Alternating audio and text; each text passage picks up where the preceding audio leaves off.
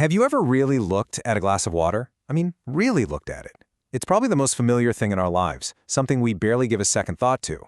But what if I told you that simple, clear liquid is one of the most ancient, mysterious, and downright weird substances in the entire universe? Let's dive in. And I mean, what's really in there? Beyond, the H2O. What's the story swirling in that glass? Where on Earth, or off of it, has it been? And how in the world did it make everything we know, everything we are, possible? Because you see, this isn't just a story about our planet. This is a story that begins in the dark, long before the Earth, or even our sun ever flickered into existence. To really get what's going on in your glass of water, we have to go way back. We're talking 5 billion years back. We're going to trace the absolutely epic journey of a single water molecule, all the way from the cold depths of space right to your kitchen. That's right. The story of our water doesn't start here. It starts out there, in these enormous, freezing cold clouds of gas and dust that we call molecular clouds. Now, these are the places where stars are born, but as it turns out, they're also gigantic water factories. So, how do you make water in space? Well, the cosmic recipe is actually surprisingly simple. Tiny little grains of dust act like cosmic meeting points. First, an oxygen atom just kind of bumps into one and sticks. Then some hydrogen atoms show up, one by one, and boom, you get H2O. In the incredible cold of space, it instantly freezes, creating this tiny ice-coated speck of dust, just drifting through the galaxy.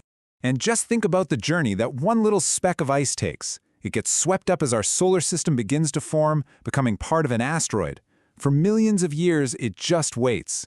Then, bam! That asteroid slams into a young, hot Earth, delivering its precious cargo.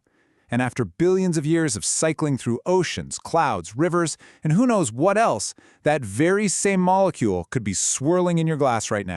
And this isn't just a fun story about one molecule. It's true for a huge amount of the water on our planet. By studying the specific types of hydrogen in water, sort of like a chemical fingerprint, scientists figured out that up to half of all the water on Earth existed before our sun was even born. That means the water in you, right now, is literally a piece of interstellar history. So, this ancient cosmic molecule arrives on Earth. And it turns out to be a total weirdo, a complete rebel. Water breaks some of the most fundamental rules of chemistry, and in doing so, it's the very reason life is possible. Okay, check this out. This is one of the most important anomalies in the entire universe. Nearly every other substance in existence gets denser when it freezes. It shrinks and its solid form sinks. Water? Water does the exact opposite. It expands, becomes about 9% less dense, and its solid form, ice, floats. Now, I know what you're thinking. Ice floats. So what? It sounds like a simple piece of trivia, right? But seriously, take a second. What would our world actually look like if ice sank? The consequences would be absolutely world-altering. If ice sank, every winter, lakes and oceans would freeze from the bottom up, and they'd never fully thaw in the summer. Year after year, the ice would build up until, well, the whole planet would be a frozen wasteland. Instead, that layer of floating ice acts like a blanket, insulating the liquid water below it and allowing life to survive the winter. This one weird rule that water breaks is the reason Earth isn't a permanent ice ball. And get this, that's just one of its superpowers. Water has over 70 properties that are totally anomalous. It can absorb a ton of heat, which prevents wild temperature swings on our planet. It's like a global thermostat. It's super sticky, which lets it climb to the top of the tallest trees against gravity, and its resistance to evaporating is what gives us the incredibly powerful cooling system of sweat.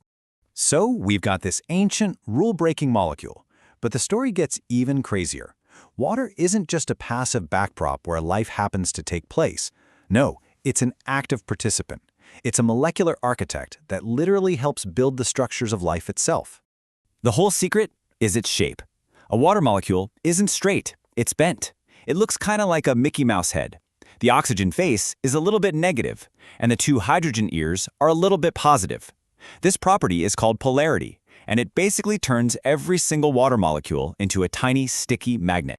And because it's a tiny magnet, it is fantastic at pulling other molecules apart, especially salts and other nutrients. This is what makes it the universal solvent. It creates this rich chemical soup where all the building blocks of life can dissolve, float around, find each other, and react. It's the perfect primordial laboratory. And this is where it becomes an architect. Water actively pushes oily molecules away, which forces them to clump together and form the protective bubbles we call cell membranes. It nudges and guides complex proteins, folding them into the exact 3D shapes they need to do their jobs. It even helps stabilize the double helix of our DNA. You see, life doesn't just happen in water, it happens because of water. So let's zoom out, from the molecular to the global. This same cosmic, life-building molecule is now the lifeblood of our entire civilization. But our relationship with it has become, well, a strange paradox. The crisis we're facing today isn't that we're running out of water on Earth. The problem is that it's in the wrong place at the wrong time. We see places like Cape Town getting terrifyingly close to day zero, the day the taps literally run dry. And at the same time, we see places like Pakistan devastated by catastrophic floods that submerge a third of the country. It's a crisis of extremes, far too little here and way too much over there. So, where does all this leave us? Well, let's bring this immense story all the way back down, back to you and the incredibly deep connection you have to this entire cosmic and planetary saga. Because after this whole incredible journey, the final destination for that water is you. That ancient, rule-breaking, life-building molecule isn't just something you drink. It's what you are. About 60% of your body is water. You are, in a very real sense, walking, talking, thinking water. And that connection is, well, it's profound. The water in your cells, born in an interstellar dust cloud billions of years ago, literally connects you to the stars. It brings to mind that beautiful idea, adapted from Carl Sagan, we are star stuff contemplating the stars. Well, you could also say we are cosmic water contemplating the cosmos from which we came. Every single glass you drink is a continuation of a story that's billions of years old. That ancient water flows through you. It becomes a part of your story for a little while, before it continues on its endless cycle.